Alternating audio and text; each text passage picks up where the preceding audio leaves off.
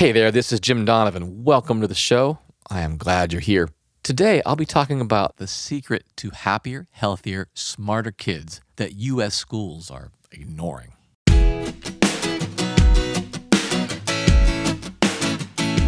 Before we get started, I'd like to invite you to take advantage of a free resource I made for you. It's called the Sound Health Newsletter. In it, I share the latest research in music and health. Plus, you'll learn music and wellness exercises that you can use every day to feel your best. Just come visit me at donovanhealth.com to get started today.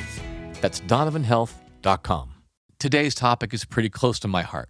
I've been a music educator for nearly 25 years and a musician most of my life. It's hard for me to articulate just how much I value music and recognize its importance in education. I'm so grateful for all the positive effects it's had on my life. And it all started with the music classes I took in school. Music education has proven time and time again to be instrumental in brain development, social bonding, higher graduation rates, higher SAT scores, lower rates of addiction, and the list of benefits goes on and on. And yet, here in the U.S., funding cuts in this department are rampant. While children from families who can afford private music lessons are largely unaffected, those of lesser means are left behind. Let me tell you a story about how music sent me on my way, so to speak. I remember starting my journey in music back in the early 80s. I was one of the poor kids from a low-income, hard-working, blue-collar town in southwestern Pennsylvania. Luckily, my school had a small music program, and it was my salvation. It was the one place where I felt like I fit in. And in my eyes, music was one of the only things I excelled at. My band director, Mr. Richard Kinjera, who's now a close friend of mine, took note of my passion, my dedication, and my desire to learn more. So after receiving my parents' permission, he wrote me a pass so I could practice the drums in the band room during study hall. This was something I look forward to every single day. Knowing I could do that made me want to go to school. I vividly remember the time he placed a record player close to the drum set, put on a Miles Davis album, and told me, "See if you can play along with this." And as much as I'd like to say I was a natural, the fact is I was completely awful. I was uncoordinated and awkward, and I could hardly keep time, but I loved it. Making those big sounds made me feel powerful. And over time, from 8th grade through my senior year in high school, I continued perfecting my skills and technique. And the more I improved, the more my desire to play intensified. Up to that point, music was the one thing in my life that made me feel the most alive. So much so that I felt destined to be a professional musician. Now, I knew the odds were against me. Over and over, I was told by everyone around me, nobody ever breaks into the music business. It's a long shot. But I was stubborn. I knew people obviously made it. Otherwise, my favorite bands would cease to exist. So during the middle of my junior year, my band director told me, "I've shown you all I can. You need a teacher who knows more about drumming than me." He referred me to a percussion teacher for private lessons. And with his help, despite having only decent grades and SAT scores, I ended up getting into the University of Pittsburgh. All I had to do was keep my grades up, which music motivated me to do. And at college, I met 3 beautiful souls who eventually became my Rusted Root bandmates. And together, we went on to sell millions of albums.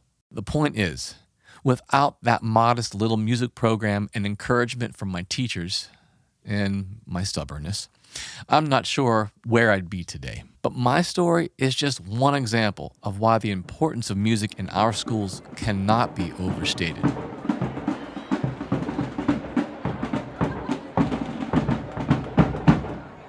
Not only can it give kids confidence, a sense of purpose, and a reason to come to school as it did for me, but it's extremely beneficial for a variety of essential life skills and brain development. Listen to a few of these recent research headlines.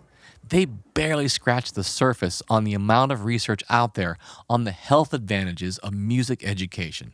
The first one, music enhances fine motor skills or the ability to use small, acute muscle movements to write, use a computer, and perform other physical tasks. Secondary students who participated in a music group at school reported the lowest lifetime and current use of all substances, tobacco, alcohol, and illicit drugs. Schools with music programs have an estimated 93.9% attendance rate compared to schools without music education, which averaged 84.9% attendance.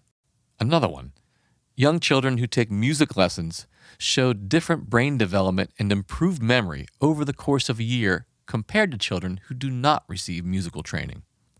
And one more. Researchers found that after 2 years, children who not only regularly attended music classes, but also actively participated in the class showed larger improvements in how the brain processes speech and reading than their less involved peers. And this is only a tiny snippet of the massive body of research on the benefits of music and human development. In fact, in 2017, the National Association of Music Merchants, also known as the NAMM Foundation, published 38 pages of facts and quotations from science-backed studies citing the many advantages music offers to people of all ages, from infants to older adults.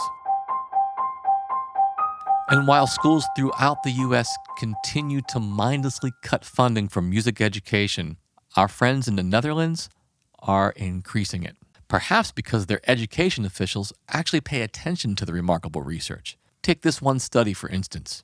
In 2018, a team of researchers from the University of the Netherlands observed nearly 150 students for 2.5 years. One of the study's authors concluded children who received music lessons had significant cognitive improvements compared to all other children in the study. They go on to say, the test scores on inhibition, as well as planning and verbal intelligence, show that these children perform better on these tasks when compared with controls, and these measures increase significantly in the music groups over time. The results were so impressive that the Dutch government took notice, and now both music and art classes will be accessible in every Dutch primary school by 2020. My point is that engaging in the process of learning music is great for your brain, especially for our children. It aids the learning process and helps kids benefit socially, physically, emotionally, and culturally. And for some, like me, music can even serve as a gateway to a professional career. Even if you're not a pro, the brain benefits are there. It's all about the process of learning and practicing, not in the perfection of the performance. So whether you, your children, or your grandchildren have wanted to learn an instrument, I can't stress enough the many benefits music has on overall wellness and quality of life. It is never too late to start. Well, that's it for today. If you have a positive story about your experience with music education, I would love to hear all about it. Feel free to drop me a line on the Jim Donovan Sound Health Facebook page, or just write me an email at feedback@donovanhealth.com. Remember to come see us on our social media channels on Facebook, Instagram, Twitter, and YouTube. Just search Jim Donovan Sound Health. Now, before you go, I'd like to let you know about a free resource I made for you. It's called the Sound Health Newsletter. In it, I share the latest research in music and health in an easy-to-understand form. I also share beginner-friendly music and wellness exercises that you can use every day to feel your best. When you sign up, you also get discounts and first access to all of my sound health products and events. Remember, it's completely free. If you'd like it, just visit donovanhealth.com and enter your name and email address, and I'll start sending you new issues right away. While you're on the website, you can also read full transcripts of this show and check out a ton of other valuable resources. If you have any feedback, send me an email to feedback@donovanhealth.com. All the information presented on this show is for educational purposes only and should not be considered medical advice. Lastly, come and visit me on our Sound Health Facebook, Twitter, Instagram, and YouTube channels. I'd love to see you there. The Sound Health Podcast is produced by OmniVista Health Learning and Donovan Health Solutions. For Sound Health, this is Jim Donovan. See you next time.